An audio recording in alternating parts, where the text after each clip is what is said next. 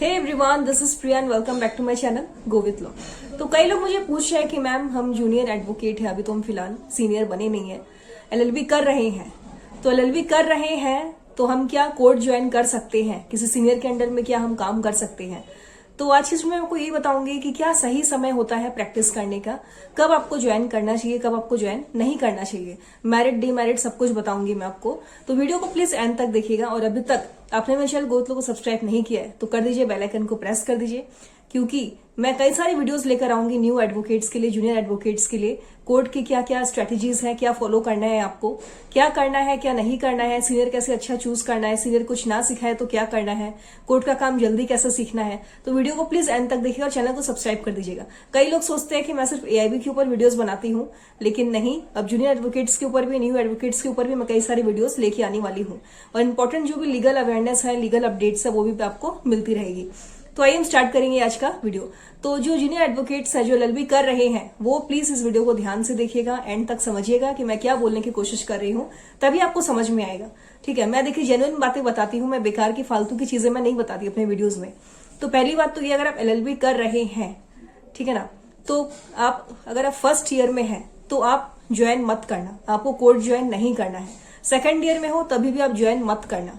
अगर आप third year में हो, यानी कि अगर आप फाइनल सेमेस्टर में हो, सिक्स सेमेस्टर में हो, या 3 साल वाले जो करते हैं उनका 6 सेमेस्टर होगा, और जो 5 साल वाले एलएलबी जो कर रहे हैं उनका 9 सेमेस्टर होगा, 9 या 10th। ठीक है, तो अगर आप फाइनल ईयर में हो तब आप शुरू कर सकते हो, लेकिन अगर आप फर्स्ट ईयर में हो, सेकंड ईयर में हो, तब आप ज्वाइन मत करना। मैं इसीलिए बोल रही हूँ क्योंकि देखिए, आप जब एलएलबी आप ज्वाइन, आपको कुछ पता नहीं है कानून के बारे में, समझ लीजिए, तो आप लॉ ज्वाइन करते हो, कोर्सेज जब आप करते हो, एलएलबी जब आप कर रहे होते हो, उस दौरान क्या आप प्रैक्टिकल चीजों को ना अवधारण करते हो, सीखते हो, है ना। आप समझते हो कि प्लेंट किसे कहते हैं, प्लेंटिफ किसे कहते हैं, रिटर्न स्टेटमेंट कौन देता है, किसके साइड से दिया जाता है। तो ये सारी चीजों को आप समझते हो धीरे धीरे। तो थोड़ा सा प्रैक्टिकल नॉलेज ले लो, थोड़ा सा नॉलेज ले लो आप अपने एलएलबी के टाइम में। उसके बाद जब आप थर्ड ईयर में आओगे ना, फाइनल ईयर में, तब तक क्या है, उस ईयर तक आते आते आप फाइनल ईयर में जब पहुंचते हो, तो तब तक आते आते क्या है, आपको थोड़ा आइडिया हो जाता है, आप चीजों को समझने लगते हो, तो तब आप ज्वाइन कर सकते हो, तब आप ज्वाइन कर लेना, मैं यही बोलूंगी। अगर आप फर्स्ट ईयर में हो, एकदम नया नया आपने स्टार्ट किया एलएलबी करना, तब आप मत करना, क्योंकि देखिए स्टार्टिंग के दौर पे आपको कोई आइडिया नहीं होता है, कोई नॉलेज नहीं होता है, कोई एक्सपीरियंस आपको नहीं होता है। तो आप कोर्ट जब जाओगे ना, मान लीजिए आपने स्टेट बार में एनरोलमेंट भी नहीं करवाया है और आपने एआईबी का एग्जाम भी नहीं दिया है, तो उसके पहले ही अगर आप कोर्ट जाने लग जाओगे तो जो सीनियर एडवोकेट्स है ना, वो डांटेंगे आपको, वो क्वेश्चन मार्क की नजर से आपको देखेंगे कि ये कौन है, ये तो अभी भी कॉलेज स्टूडेंट है, ये कैसे अभी कोर्ट में आ सकता है। तो ऐसे अलाउड तो नहीं है। आप प्रॉपर वे में जाओ, इस तरीके से जाओ खुद को प्रिपेयर करके कि कोई भी इंसान आपको कोर्ट के अंदर, कोई भी जज हो या एडवोकेट्स हो, वो आपको क्वेश्चन मार्क की नजर से नहीं देख सके।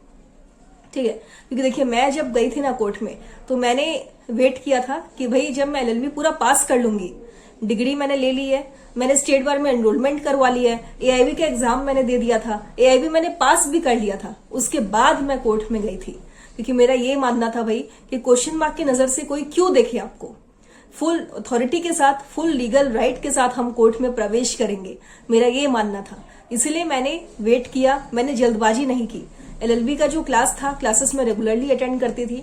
मैंने 3 साल वाले एलएलबी में एडमिशन कराया था, तो 3 साल वाले एलएलबी में मैंने स्टार्टिंग टू एंड तक, यानी कि फर्स्ट से 6 सेमेस्टर तक जो भी इंपॉर्टेंट नोट्स थे, डॉक्यूमेंट्स थे, कैसे प्रिपेयर करते हैं, ठीक है ना, वो सारा कुछ मैंने सीखा अपने एलएलबी के कॉलेज में।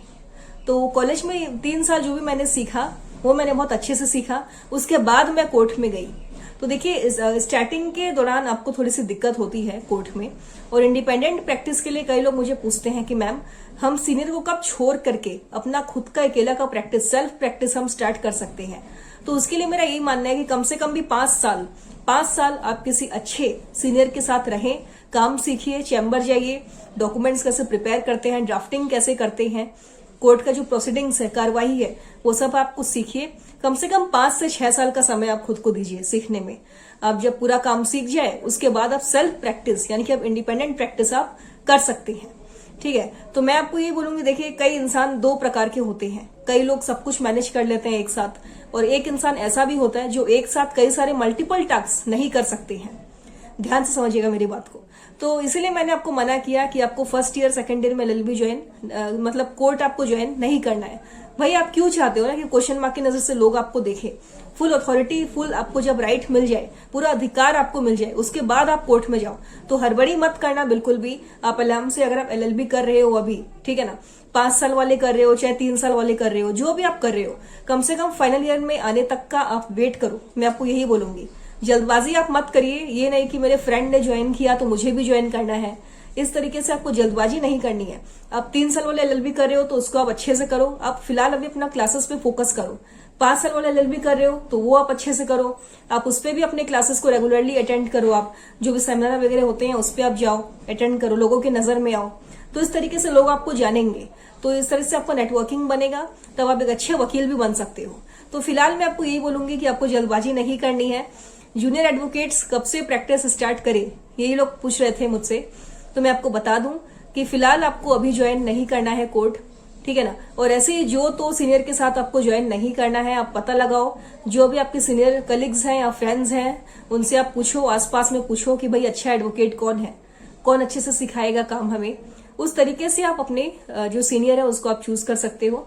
तो ये सब तो देखिए बात की बात है। फिलहाल मैं आपको ये बताना चाहती हूँ शॉर्टली, आपको आपने समझ ही गया होगा कि मैं क्या कहना चाह रही हूँ, कि जल्दबाजी आपको नहीं करनी है। आप जूनियर हो, आप पहले अपने क्लासेस को रेगुलरली अटेंड करो।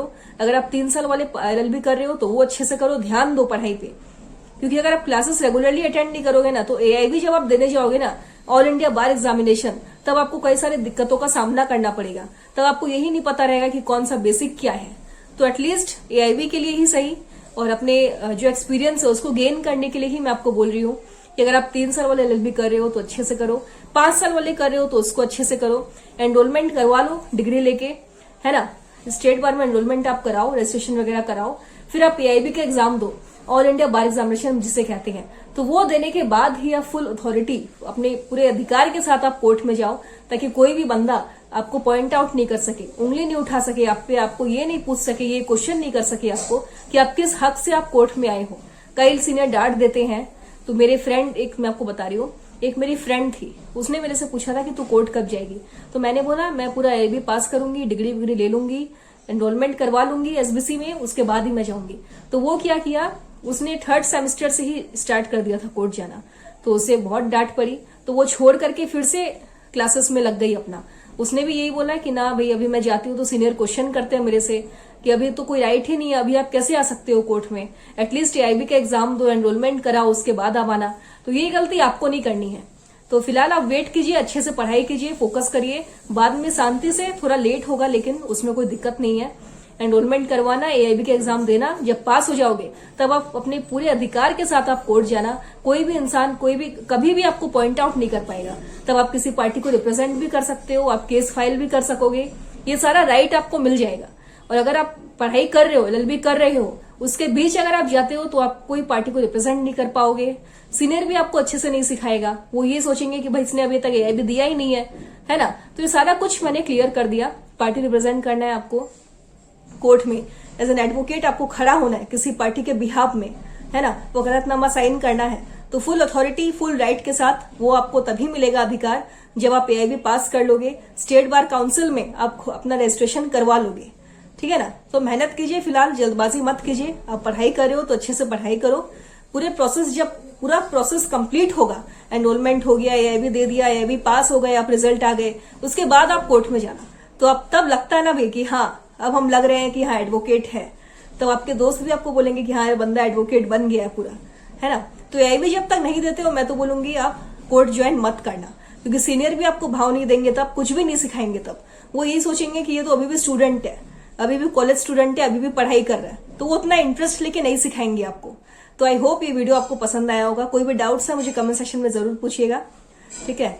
तो I hope you guys are doing good. मेरा नंबर आपको मिल जाएगा, कोई भी लीगल क्वेरी आप मुझे मैसेज कर दीजिएगा।